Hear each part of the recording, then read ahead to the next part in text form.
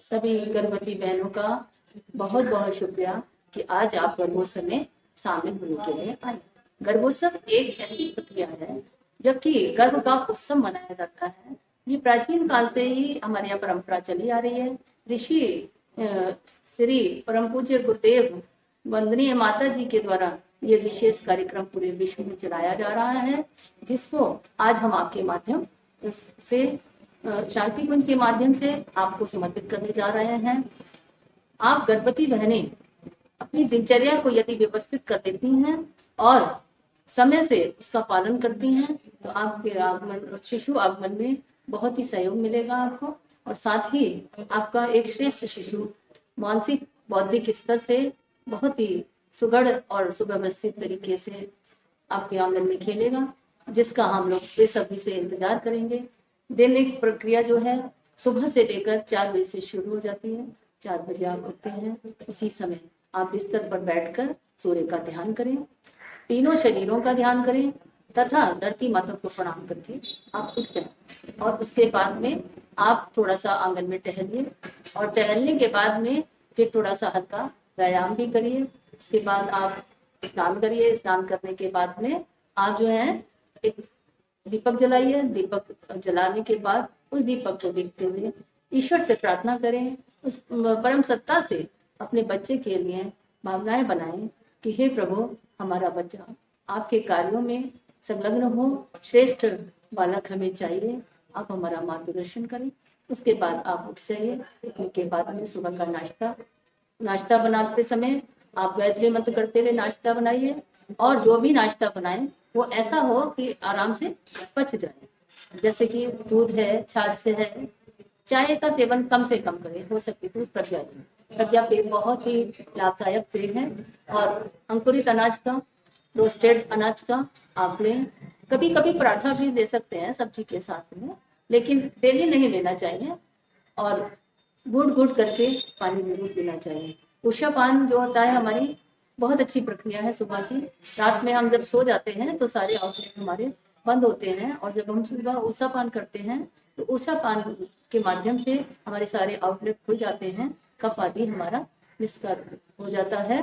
उसके बाद में हम भोजन बनाने की ओर जाते हैं। तो भोजन बनाते समय भी हमें वही करना है जैसा हमने नाश्ते में आपको समझाया है कि गायत्री मंत्र करते हुए आप भोजन बनाइए, और जब भोजन आपका तैयार हो जाए तो उस परमात्मा के लिए एक थाली लगाएं, और थाली लगाने पर उसमें गायत्री मंत्र का आप समावेश करें और उसको जो है भोजन करने योग्य बना लें। क्योंकि भोजन एक प्रसाद के रूप में होना चाहिए, और वो भोजन करते समय आप समय का विशेष ध्यान रखें, और अपने पेट पर जो शिशु आपके अंदर विकसित हो रहा है उसको बताएं कि मैंने आज भोजन में दाल बनाई है, सब्जी बनाई है, चावल बनाया है और थोड़ी सी चटनी भी है।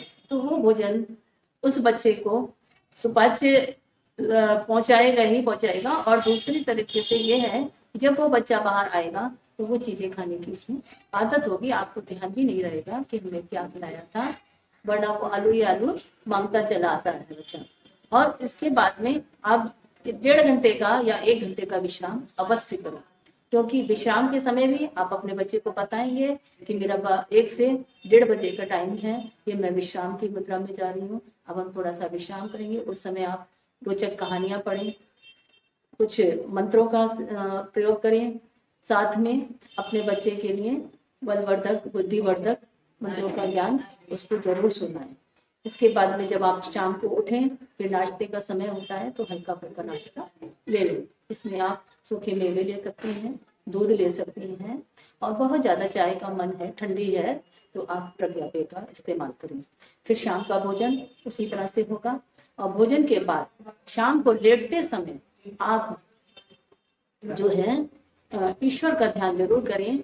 उस परम सत्ता को पूरे दिन के लिए अपना मनन करें कि हमसे आज क्या गलतियां हुई, क्या अच्छाई हुई, और उस परम सत्ता को जरूर बोलें कि आज का दिन हमारा कैसा रहा। और इस तरह से करते हुए आप गायत्री मंत्र करते हुए अपने बिस्तर पर सो जाएं, और अपने बच्चे को सोने का समय भी अवश्य बताएं कि रात का 8 बज रहा है या 8:30 बज रहा है, जिससे बच्चों में गलत समय सोने की आदत नहीं होगी, और आपका बच्चा सुव्यवस्थित सुगठित और सुसंस्कृत पैदा होगा। और एक सुव्यवस्थित, सुगठित और संस्कारित बच्चा जो होता है पूरे राष्ट्र के लिए, समाज के लिए और अपने परिवार के लिए जब आता है तो सबको बेहद खुशी होती है। परम पूज्य गुरुदेव परम सत्ता का यही आदेश है, यही हमारे लिए प्रेरणा है कि हम एक श्रेष्ठ संतान को लाने की मुहिम में आगे बढ़कर आए। इसमें हमारी आशा बहनें, आंगनवाड़ी बहनें, हमारे शांति कुंज के जितने भी कार्यकर्ता हैं, चाहे वो बहनें हों, भाई हों, हमारी बूढ़ी माताएं भी इसमें सहयोग कर सकती हैं। और गर्भवती बहनें तो जल्दी से जल्दी अपना रजिस्ट्रेशन अवश्य करें। अभी एक क्वेश्चन आया है कि गर्भोत्सव क्यों कराया जाए। गर्भोत्सव कराने के बहुत सारे लाभ हैं। जिस बच्चे का 3 महीने पर गर्भोत्सव होता है वह बच्चा मानसिक स्तर पर, बौद्धिक स्तर पर और शारीरिक स्तर पर बहुत ही अच्छा, सुगठित और सुव्यवस्थित तरीके से उसका जन्म होता है। उसकी माँ की कोई भी कठिनाई नहीं होती। और इसमें हम लोग जो हैं समय समय पर उसको योग और प्राणायाम अवश्य कराते हैं, जिससे कि उस माँ का नॉर्मल डिलीवरी समय से होती है और बच्चा भी शारीरिक, मानसिक और बौद्धिक स्तर से बहुत ही बढ़िया होता है। तो गर्भोत्सव कराना इसीलिए आवश्यक है। और गर्भोत्सव का सही समय 3 महीने पर हो जाए तो बेटर है, क्योंकि इसी बीच में हम लोग जो है गर्भवती को पूरी तरह से टीचिंग देंगे तो उसका लगातार एक तो व्यावहारिक और व्यावहारिक तौर पर वह अपनी दैनिक प्रक्रिया को सही से कर पाएगी। और साथ ही उसको 3 महीने पर फॉलिक एसिड की गोलियां खिलाई जाती हैं। फॉलिक एसिड की गोली खाने से बच्चे का बौद्धिक स्तर भी बढ़िया रहता है, उसमें विकलांगता नहीं आती, साथ ही मिसकैरेज होने से बचता है।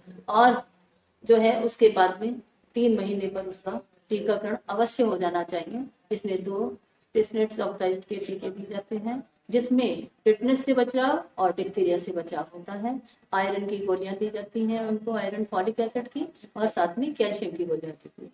और गर्भवती को अपने आहार पर विशेष ध्यान देना चाहिए।